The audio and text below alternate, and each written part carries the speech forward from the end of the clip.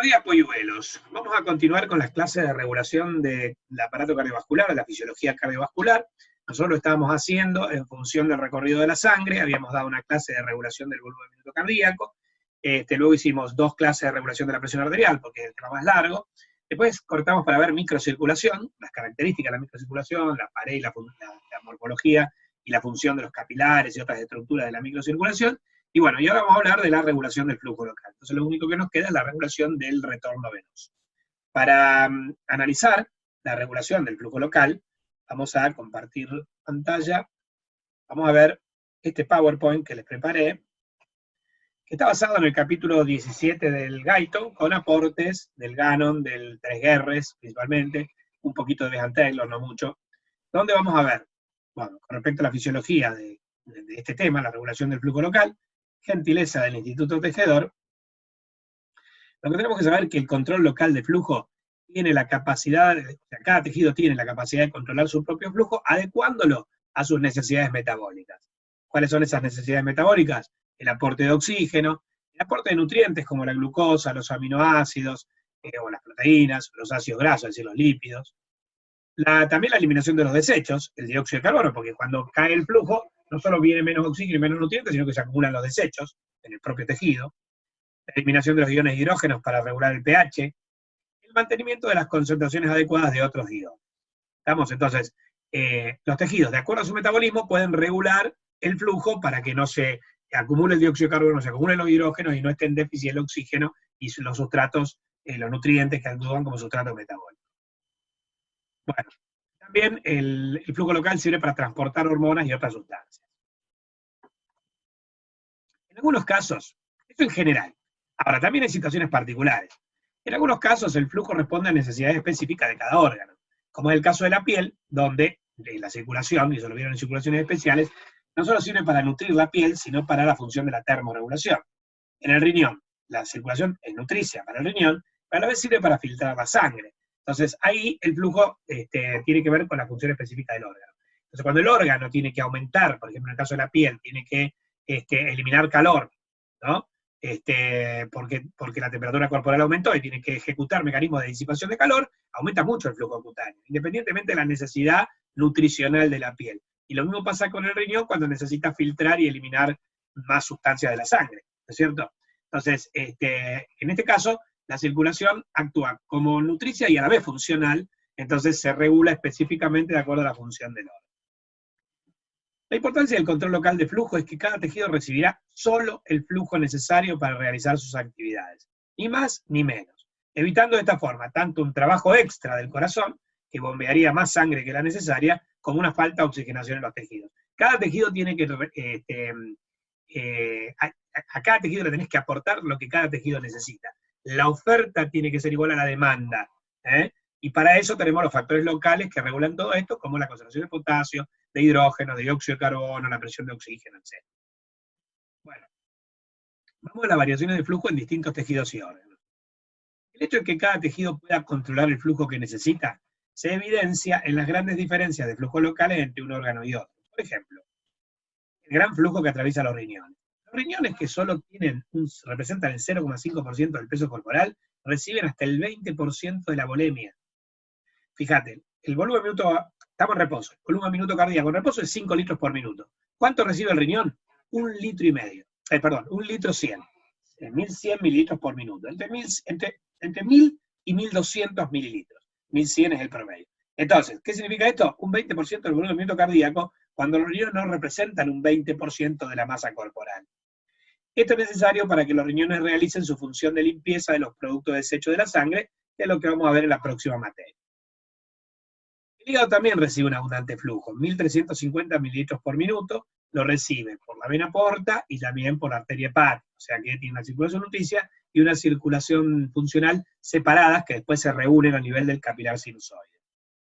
Y finalmente la diferencia existente entre el escaso flujo sanguíneo y el músculo inactivo, que es de 750 mililitros por minuto, escaso, acá es al revés que el riñón. El riñón recibe normalmente 1.100 mililitros por minuto, representando el 0,5% de la masa corporal.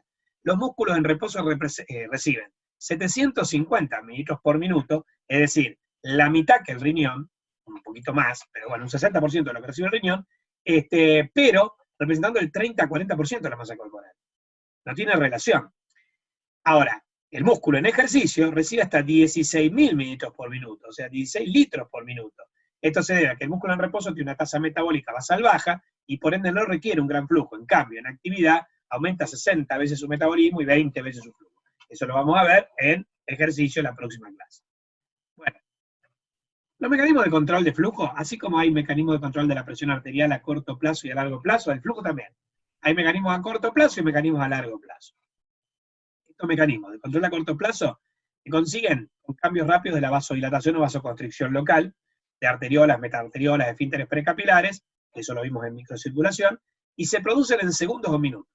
Esto proporciona con gran rapidez el mantenimiento de un flujo sanguíneo tisular local adecuado.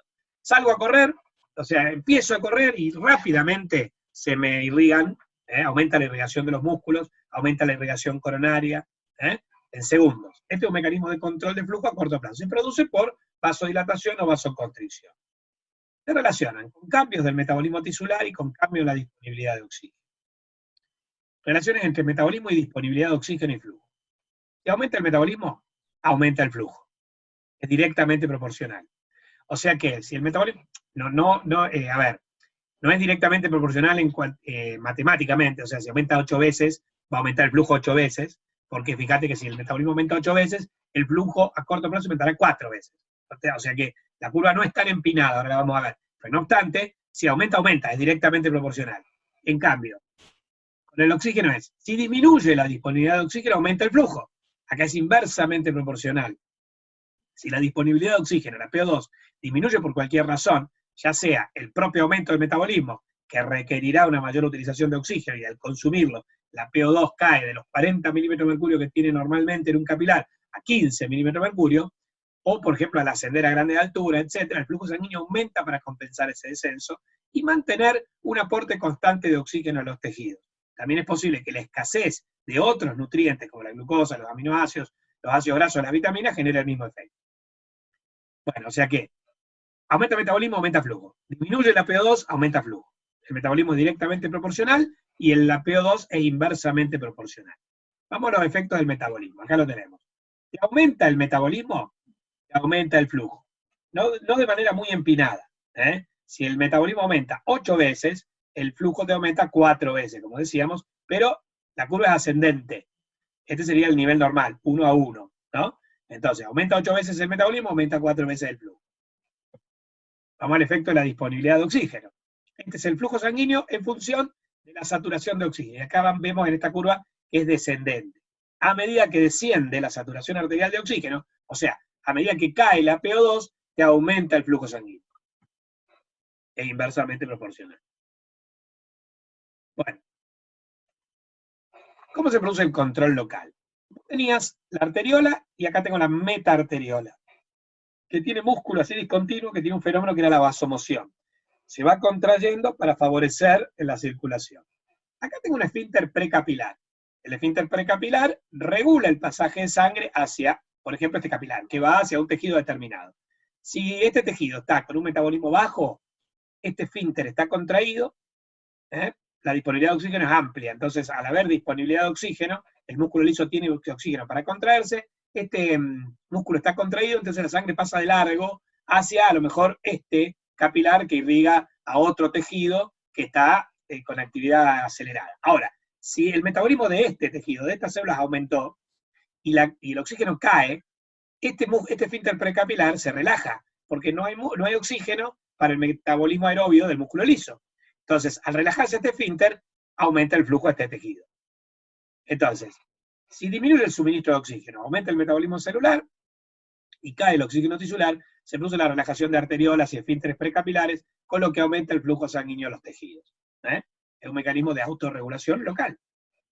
No depende de las catecolaminas ni de ninguna sustancia circulante, que tienen un papel importante, ahora lo vamos a ver, pero no en la regulación acá local. Bueno, hay dos teorías sobre cómo ocurriría la regulación local a corto plazo. Existen dos teorías para explicar la regulación del flujo sanguíneo local cuando cambia el metabolismo, la disponibilidad de oxígeno, aunque probablemente se produzca una combinación de ambas. Son la teoría vasodilatadora y la teoría de la falta de oxígeno y nutrientes. Respecto a la teoría vasodilatadora te dice que cuando aumente el metabolismo, disminuye la disponibilidad de oxígeno o algún otro nutriente, mayor será la velocidad de formación de sustancias vasodilatadoras en las células de ese tejido. Estas sustancias difundirían hacia los esfínteres precapilares, metaarteriolas, arteriolas, para provocar su dilatación y así aumentar el flujo local. Entre las sustancias vasodilatadoras se cree que la adenosina es la más importante. En vasos coronarios principalmente, ahí sí, digamos, cuando hablas de la regulación local del flujo a nivel coronario, sí o sí mencionar la adenosina. La puedes mencionar en cualquier tejido, pero a nivel coronario es fundamental. Bueno, ¿y cómo surge la adenosina? ¿Y qué relación tiene con el metabolismo? Miren esto. El metabolismo usa ATP. Entonces, gasta ATP. Si aumenta el metabolismo, aumenta el consumo de ATP. El ATP se consume por la ATPasa que lo transforma en ADP. El ADP se consume y genera AMP. Y el AMP se consume y genera adenosina. Es decir, el ATP tiene 3 fósforos. Le saca un fósforo, queda ADP. Le saca otro fósforo, queda AMP. Le saca el fósforo, el AMP, y te queda adenosina. O sea que la adenosina es el producto final de la degradación del ATP. Quiere decir que si aumenta el metabolismo, se consume mucho ATP, aumenta la adenosina. Y la adenosina es un vasodilatador. También puede ser el dióxido de carbono, la histamina, las alergias, los iones potasio, los iones de hidrógeno, lo que provoque la vasodilatación. Pero la adenosina es la más importante y sobre todo a nivel coronario. Teoría de la falta de oxígeno o teoría de falta de nutrientes.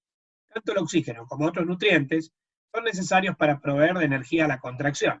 Por ende, ante una disminución de su disponibilidad en el tejido, también habrá una disminución de su disponibilidad en las paredes de los vasos. Esto genera que el músculo liso de las arteriolas se dilate en forma natural, por falta de sustratos para su contracción. Un poco lo que decíamos antes, no tengo oxígeno, no se puede contraer el músculo liso. A pesar de que gasta poco ATP, no es como el estriado esquelético, habíamos dicho que el rendimiento energético era 300 veces menor, igualmente necesita ATP. ¿Entienden? Igualmente la contracción es activa, no es pasiva. Es activa como la del esquelético, aunque rinde más. Respecto a los esfínteres precapilares y metaarteriolas, estos se abren y cierran cíclicamente varias veces por minuto. Esto se llama vasomotilidad o vasomoción, siendo proporcional la duración de las fases abiertas a las necesidades de oxígeno en los tejidos y siendo mayor la vasoconstricción cuando aumenta la disponibilidad. O sea, se contraen y se relajan, se contraen y se relajan, pero se contraerán más que lo que se relajarán cuando el metabolismo es bajo, se relajarán más que lo que se contraerán cuando el metabolismo es alto. Todo esto está regulado por la falta de oxígeno y la falta de nutrientes. Es una teoría. Bueno, autorregulación del flujo cuando varía la presión arterial. En cualquier tejido del organismo, el rápido incremento de la presión arterial provocará un rápido aumento del flujo sanguíneo. Pero en menos de un minuto, el flujo volverá a la normalidad en la mayoría de los tejidos, incluso aunque la presión arterial se mantenga elevada. Esta normalización del flujo es la autorregulación y se da por 2 mecanismos, metabólicos y miogénicos. A ver, ¿cómo sería acá la cuestión? Acá no es que yo tengo el tejido y tengo el flujo. Si el tejido aumenta el metabolismo, necesito aumentar el flujo. Ahora, ¿qué pasa si aumenta el flujo y el tejido no aumentó el metabolismo? Aumenta la presión, y va más sangre al tejido, el tejido no necesitaba más sangre. De hecho, si ese aumento de presión se traslada a los capilares, y un aumento brusco y pronunciado, los capilares que tienen una pared muy delgada, tienen una pared, un endotelio, no tienen prácticamente nada que los rodee, podrían reventar, y se podría producir una hemorragia en el tejido. Por ejemplo, las hemorragias, los accidentes cerebrovasculares, que ocurren siendo la principal causa del accidente cerebrovascular, el principal factor predisponente, la hipertensión arterial, una crisis hipertensiva. Bien, entonces, para evitar normalmente esto, un aumento de la presión arterial, sin que el tejido aumente su metabolismo, provocará vasoconstricción. Al minuto. Al principio aumenta la presión, pero rápidamente, en menos de un minuto, por la teoría metabólica o por los mecanismos miogénicos, bajaría, se produciría vasoconstricción y disminuiría el flujo tisular. Bueno, ¿cómo sería esto? Mirá, aumenta la presión arterial, ¿sí? Y rápidamente el flujo sanguíneo aumenta. Pero después se normaliza, se hace como una meseta. ¿Sí? ¿Por qué? Por vasoconstricción tisular. Ese es el efecto de la presión arterial. Ahora, ¿cómo son los mecanismos metabólicos? Cuando la presión arterial es demasiado elevada, aumenta el flujo sanguíneo, lo que genera un exceso de oxígeno y nutrientes para los tejidos, además de una gran cantidad de plasma que hace bajar la concentración de los vasodilatadores disueltos. La adenosina, por ejemplo, tiene una concentración. Si la adenosina es vasodilatadora, pero tiene una concentración. Si la concentración aumenta, hay más vasodilatación, pero si la concentración disminuye, hay menos vasodilatación.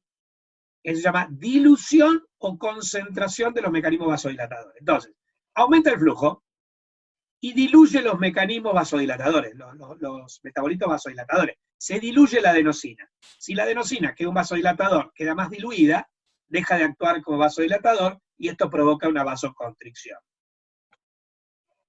El aumento de la disponibilidad de oxígeno y otros nutrientes, sumado al descenso en la concentración de vasodilatadores, genera la vasoconstricción, con aumento de resistencia y en consecuencia el descenso del flujo a la normalidad, compensando el aumento de presión, según la ecuación general de flujo, pero que acá está escrita al revés. Presión sobre resistencia. Bueno, mecanismo miogénico. Cuando la presión arterial es elevada, aumenta el flujo sanguíneo y estira la pared de los vasos, provocando la contracción de su músculo liso. La presión sobre la pared abriría canales de calcio que aumentarían su concentración intracelular, produciendo la contracción. Cuando vimos músculo liso, yo le dije que había 3 tipos de canales en el músculo liso, en distintos territorios, que eran los canales voltaje dependientes, los canales ligando dependientes y los canales mecanosensibles, que son propios del músculo liso. El músculo esquelético no tiene estos canales. Los ligando dependientes se abren o se cierran cuando un ligando se une a ellos. Los voltajes dependientes son aquellos que se abren o se cierran a determinado voltaje de potencial de transmembrana. Y un mecanosensible es aquel que se abre cuando se distiende, es como si fuera un receptor de distensión, cuando se distiende la membrana del músculo. Y esto podría ocurrir cuando aumenta el flujo, y al aumentar el flujo o la presión arterial se dilata la arteria, y al dilatarse la arteria se distienden estos canales, se abren estos canales, e ingresa calcio, el músculo se contrae. Esta es la teoría miogénica. Así, el aumento de resistencia, vasoconstricción o reducción del radio, aumenta la presión, compensa el aumento de presión y lleva el flujo nuevamente a la normalidad. De manera inversa, la reducción de la presión arterial provocaría que el músculo se relaje, disminuyendo la resistencia y permitiendo mantener el mismo flujo. Nuevamente acá está invertido. Es presión sobre resistencia. O sea, resistencia está en el denominador. ¿Sí? Entonces, si aumenta la resistencia, disminuye el flujo. Bien. Hiperemia. Se llama así el aumento del flujo sanguíneo de los tejidos. Entonces, todos estos mecanismos producen que pueda aumentar o disminuir la sangre. Bien, suponete que aumenta. El aumento de sangre a los tejidos se llama hiperemia. Y la hiperemia puede ser de 2 tipos, activa o reactiva. La hiperemia activa se produce cuando aumenta la tasa metabólica tisular. Yo tenía el vaso cerrado, vamos a decirlo así. Aumentó la tasa tisular, aumentó el metabolismo, y entonces el vaso se abre para que vaya más sangre. Eso es una hiperemia activa, de acuerdo a las demandas del organismo. Y la otra es la hiperemia reactiva. Esto es al revés. Suponete que yo tengo un flujo normal, ¿no es cierto? Y de repente, yo tengo un metabolismo normal y un flujo normal. De repente yo comprimo el vaso. ¿Qué pasa? No es que aumentó el metabolismo. El metabolismo normal empieza a disminuir la concentración de oxígeno. Y esta disminución del oxígeno, porque este metabolismo normal lo está consumiendo, produce la vasodilatación. Esta es una hiperemia reactiva. Se produce como consecuencia de, primero, el bloqueo del riego sanguíneo. Te doy un ejemplo. Si vos agarrás y con el manguito de presión comprimís los vasos, se te pone pálida la mano, ¿sí? Después cuando vos disminuís la presión del manguito y se reactiva, la mano se te pone colorada. ¿Tá? Entonces eso es una hiperemia reactiva. Esta hiperemia reactiva también se puede explorar en el pulpejo de los dedos, lo que se llama el pulso capilar de Quincke. Vos tenés que agarrar la uña, te la comprimís y vas a ver que se te pone pálida la uña, ¿no? Entonces después lo que haces es descomprimir y se vuelve a llenar. Eso para ver el llenado capilar, ¿no es cierto? Y entonces vos comprimís, descomprimís y decís pulso capilar de Quincke. En el tiempo en que terminás de decir pulso capilar de Quincke, se tiene que llenar la uña de nuevo. O sea, se tiene que ver la uña toda rosada de nuevo. Conclusión. Yo salgo a correr y estoy todo colorado. ¿Por qué? Por vasodilatación, por hiperemia. Es activa, porque salí a correr y aumentó el metabolismo. De repente, me pongo pálido por vasoconstricción, ¿sí? O un bloqueo de sangre, por ejemplo, como le decía en el manguito de la presión arterial, y cuando yo desbloqueo el flujo, se pone todo colorado. La mano se te pone toda colorada. ¿Por qué? Por hiperemia reactiva, por bloqueo. O sea, acá tienen 2 cuadros que lo muestran. Esta es una hiperemia activa, la de abajo. Aumenta, por ejemplo, el músculo, entonces aumenta el flujo. Hiperemia activa. Termina el trabajo muscular y disminuye el flujo. En cambio, acá mira lo que pasa. Yo disminuyo, ocluyo una arteria, y entonces disminuyo el flujo. Entonces, ¿qué pasa? Cuando se desbloquea la arteria, se produce un aumento brusco del flujo, lo que se llama hiperemia reactiva. Esto es porque mientras estuvo ocluida la arteria, la presión de oxígeno cayó, como también cae cuando aumenta el metabolismo. Pero acá no porque aumentó el metabolismo. A metabolismo normal cayó porque era el oxígeno que había en la sangre que había llegado antes de que yo ocluya la arteria. Entonces, cuando termina esto, cuando termina el bloqueo, el oxígeno quedó bajo. Y a oxígeno bajo, los vasos se relajan. Y cuando los vasos se relajan, se llena el territorio capilar, ocurre una hiperemia, que va a ser reactiva a la oclusión de la arteria. Hiperemia activa, hiperemia reactiva. Bueno. ¿Qué papel cumple el endotelio? Las células endoteliales que recubren los vasos sanguíneos sintetizan varias sustancias y cuando se liberan afectan el grado de relajación-contracción de la pared arterial. Estos se llaman factores locales o endoteliales. Los más importantes son el óxido nítrico, que es el vasodilatador más importante liberado por las células endoteliales en respuesta a estímulos físicos o químicos, que lo vimos con la erección del pene en sexualidad, y la endotelina, que es el vasoconstrictor más importante liberado por las células endoteliales. Es tan potente que solo se necesitan nanogramos para generar una poderosa vasoconstricción. Entonces, vamos al óxido nítrico. Recuerden esto. Este es el endotelio, ¿no? Entonces, acá tengo el músculo liso. Esta es la pared vascular, esto sería la luz del vaso donde está la sangre, el endotelio, y acá la capa media, ponele, de la arteria, donde está el músculo liso. Bien. La sangre genera lo que se llama la fuerza de cizallamiento, que es una fuerza que sería paralela, digamos, a la superficie del endotelio. Entonces, es un factor físico que cuando aumenta la presión arterial puede llegar a provocar la liberación de sustancias o vasodilatadoras o vasoconstrictores. Cuando se modifica la presión arterial, vasodilatadoras o vasoconstrictoras, dependiendo de la situación que ocurra.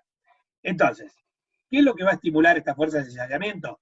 Que el oxígeno se una a un aminoácido que es la arginina, y por la oxidonítrico sintasa se forme óxido nítrico más citrulina. El óxido nítrico estimula la guanilato ciclasa transforma GTP el GTP en GMP cíclico, y el GMP cíclico produce relajación al bloquear los canales de calcio del REL. Eso también lo habíamos visto en los mecanismos de regulación del músculo liso al principio. Bien, todo esto que te estoy explicando se puede producir como consecuencia de factores físicos, la fuerza de cizallamiento, o de factores químicos. Por ejemplo, la activación dependiente del receptor. Por ejemplo, lo que pasa en los vasos del pene, cuando los receptores del sistema nervioso autónomo parasimpático, cuando los neurotransmisores del sistema nervioso autónomo parasimpático se unen a sus receptores correspondientes. Esto provoca la activación del óxido nítrico sintasa, la formación de óxido nítrico, la activación de la guanilato ciclasa, la formación de GMP cíclico, el cierre de canales de calcio del REL y la relajación del músculo liso, que en este caso van a provocar la vasodilatación. Bueno, ¿cómo se controla el flujo en los riñones? Esto lo vamos a ver en la próxima materia, pero ya que estaba en el capítulo, se lo describo un poquito. El control del flujo sanguíneo en los riñones se basa en un mecanismo que se llama retroalimentación túbulo-glomerular. Para esto hay que entender que en la unidad funcional del riñón, que se llama túbulo urinífero, tiene un nefrón que tiene un glomérulo con túbulos y después todo un sistema de conductos colectores. O sea, tiene un glomérulo y tiene túbulos. El glomérulo filtra la sangre y los túbulos reabsorben parte de lo filtrado y también secretan algunas sustancias que no habían sido filtradas. El producto final de filtración más secreción menos reabsorción será lo que será excretado por orina. Todo esto lo vamos a ver con fisiología renal. Bueno, ¿qué pasa? Primero pasa por el glomérulo y después va al túbulo. Entonces, en el túbulo hay una estructura que se llama mácula densa. Es una estructura epitelial del túbulo distal. Los túbulos se dividen en túbulo contoneo proximal, asa de Henle y túbulo contoneo distal. Entonces, se filtra, pasa por el túbulo proximal, pasa por el asa de Henle, llega al túbulo distal. Y en el túbulo distal está la mácula densa, que detecta la composición del líquido al inicio del tubo. Cuando se filtra mucho líquido de la sangre hacia el sistema tubular, las señales de retroalimentación de la mácula densa provocan constricción de las arteriolas eferentes del glomérulo, reduciendo el flujo sanguíneo y la tasa de filtración a valores normales. Es decir, esto se llama retroalimentación túbulo-glomerular, porque la sangre se filtró en el glomérulo, llegó a los túbulos y si se filtró demasiado, los túbulos le indican al glomérulo que filtre menos. Es una retroalimentación o feedback. ¿Cómo se controla en el cerebro? Además del control de flujo sanguíneo dependiente de la disponibilidad de oxígeno, como en el resto de los tejidos, el cerebro es muy sensible a las concentraciones de dióxido de carbono e hidrógeno. Ya lo habíamos visto en regulación de la presión arterial, lo habíamos visto en regulación de la respiración. Las neuronas del cerebro son muy sensibles a la PO2 y al pH, a la CO2 y al pH. El aumento de cualquiera de estos, aumento de PCO2, aumento de hidrógenos, que sería disminución de pH, dilata los vasos cerebrales y permite aumentar el flujo sanguíneo disminuyendo su concentración. Esto es importante porque el nivel de excitabilidad del cerebro depende en gran medida del control exacto de las concentraciones de CO2 e hidrógeno. Concretamente depende de manera crítica del pH. Las neuronas sometidas a pH muy altos o muy bajos alteran su funcionamiento. Entonces, los hidrógenos que se generan secundariamente por la reacción de la anhidrasa carbónica a partir del dióxido de carbono son fundamentales en la regulación del flujo cerebral. ¿Cómo se regula el flujo en la piel? El control del flujo sanguíneo en este nivel está íntimamente relacionado con la regulación de la temperatura corporal.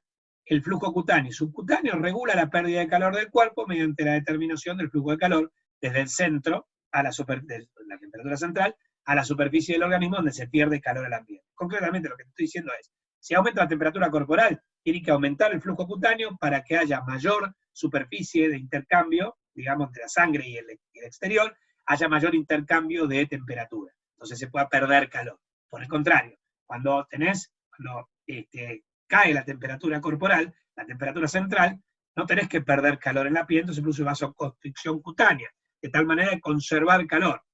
Entonces, este flujo está controlado en gran medida por el sistema nervioso central a través del sistema nervioso autónomo simpático. Cuando nos exponemos al calor, el flujo sanguíneo cutáneo aumentará 7 a 8 litros por minuto con el objetivo de perder calor mediante la piel. Al contrario, cuando nos exponemos al frío, este disminuirá por vasoconstricción. Bueno, hasta acá eran todos mecanismos a corto plazo. Vamos a ver cómo actúa el flujo, los mecanismos de control local del flujo sanguíneo, pero a largo plazo.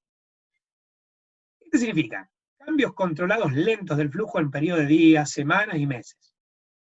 En general, estos cambios a largo plazo proporcionan una regulación aún mejor del flujo en proporción a la necesidad de los tejidos y producen como consecuencia un incremento o un descenso del tamaño físico y del número de vasos sanguíneos que nutren los tejidos. O sea, lo que quiero decir es, si la situación de mayor demanda se prolonga en el tiempo y el organismo tiene tiempo, valga la redundancia, de poner en marcha los mecanismos de control de flujo a largo plazo, es más eficiente, porque te van a aumentar el número de vasos tisulares, te va a aumentar el tamaño de los vasos tisulares, se van a desarrollar mecanismos de circulación colateral. Entonces el tejido va a quedar permanentemente mejor irrigado, ¿sí? Esto es lo que pasa, pero tarda tiempo. Es como los mecanismos de adaptación a altura, a corto y a largo plazo. Tardan más en desarrollarse los mecanismos a largo plazo, como la angiogénesis o como la poliglobulia, pero una vez que se establecen son mucho mejores a largo plazo para determinar una adaptación a la altura que los mecanismos a corto plazo que se adaptan. Bueno, cambios de vascularización tisular. El principal mecanismo de regulación del flujo sanguíneo local a largo plazo es el cambio en la cantidad de vasos de los tejidos. Este cambio va a depender del incremento o descenso del tamaño físico, aunque también hay un aumento de vascularización de los tejidos en las personas que viven en altitudes elevadas y están expuestas a presión baja de oxígeno. Estos mecanismos de angiogénesis los mencionamos en la adaptación a la altura. Bueno, angiogénesis, que aumenta la constitución física, la cantidad de tejido, por ejemplo, por el propio crecimiento. Por ejemplo, vas al gimnasio y haces hipertrofia muscular, o por el crecimiento de un tejido cicatrizal, se producirá un aumento de la vascularización de los tejidos. Si vos vas al gimnasio y el músculo te creció un 50%, los vasos que lo irrigan también tienen que crecer en la misma proporción. Si no va a ser un músculo mal irrigado. Este aumento se debe a la angiogenia, o sea, génesis de nuevos vasos que irrigan la nueva cantidad de tejido. Esta generación de una vascularización extra será más rápida en los jóvenes y más lenta en tejidos antiguos y bien establecidos. O sea que la angiogenia podrá ser de días en un recién nacido o de meses en la tercera edad. Por ejemplo, si vos tenés 20 años y te mudás con tu familia a un lugar que se encuentra a 5.000 metros por encima del nivel del mar, 4.000 metros, te vas a Ecuador, a Bolivia, a lugares que están, digamos, en altitud, rápidamente vas a lograr angiogenia, ¿sí? como mecanismo de adaptación. Ahora, si vos te mudás a los 80 años, es más difícil que lo logres. O lo lográs en forma incompleta o nunca lo vas a lograr. O sea, los mecanismos angiogénicos disminuyen con la edad. Bueno, ¿cuáles son los factores reguladores? En el crecimiento de nuevos vasos, por gemación, que sería, de un vaso sale un brotecito gema, y genera un vaso nuevo. Estos han implicado varios péptidos inductores, como el factor de crecimiento fibroelástico, el FGF, el factor de crecimiento endotelial vascular, el BDGF, la angiogenina. Ahora, y esto se produce en respuesta a una deficiencia de oxígeno y nutrientes de los tejidos a largo plazo. Mientras que la desaparición de vasos, porque así como aparecen vasos nuevos y el tejido disminuye la actividad a largo plazo, pueden desaparecer. La desaparición de vasos es estimulada por algunas hormonas esteroides que causan la disolución de las células vasculares, y el bloqueo del crecimiento de vasos nuevos es estimulado por la angiostatina, la endostatina, que son péptidos producidos por el tejido, en algunos casos por el endotelio. Bueno, decíamos que también se puede desarrollar circulación colateral.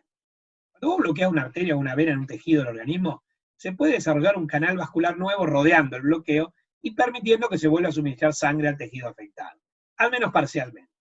Esto comienza a desarrollarse en los primeros minutos después de la obstrucción, pero logran un flujo sanguíneo que cura las necesidades metabólicas en reposo después de algunos días. O sea, el mecanismo de génesis de circulación colateral tarda tiempo, es a largo plazo.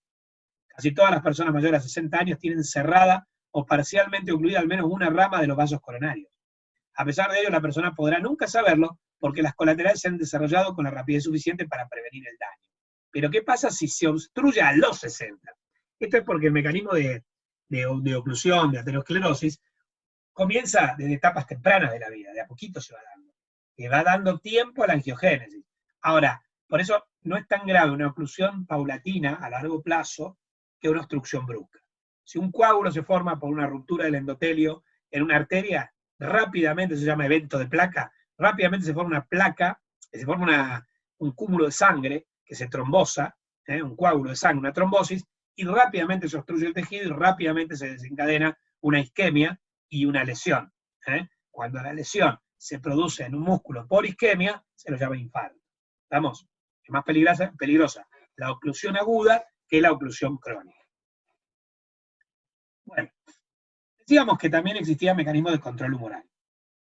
El control humoral de la circulación se refiere al control por las sustancias segregadas o absorbidas en los líquidos del organismo, como hormonas y factores locales.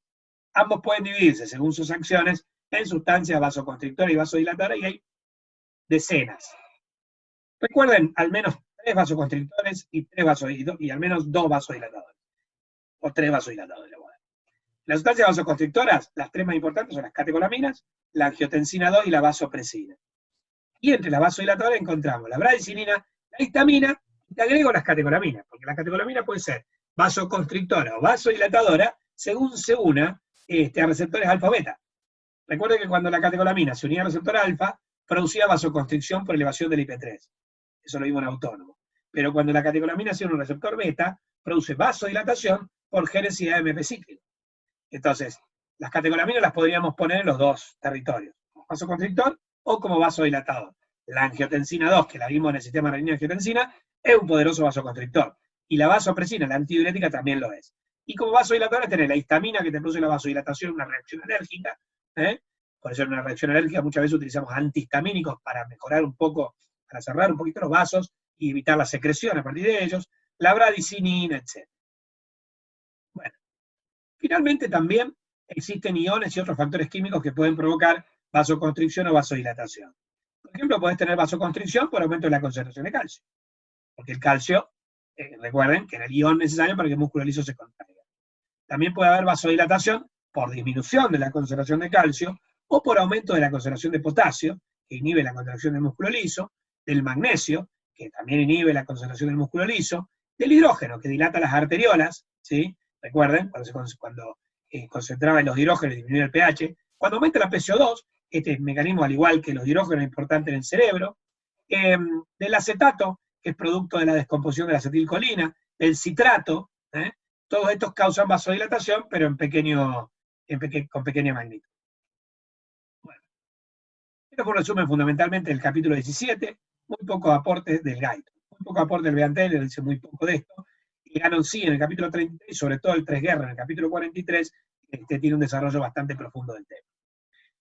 Bueno, queridos, entonces, wait a minute, ahí está. Nos queda un solo tema de regulación, que es la regulación del retorno venoso. Con eso terminamos todos los mecanismos regulatorios cardiovasculares y terminamos prácticamente la fisiología cardiovascular.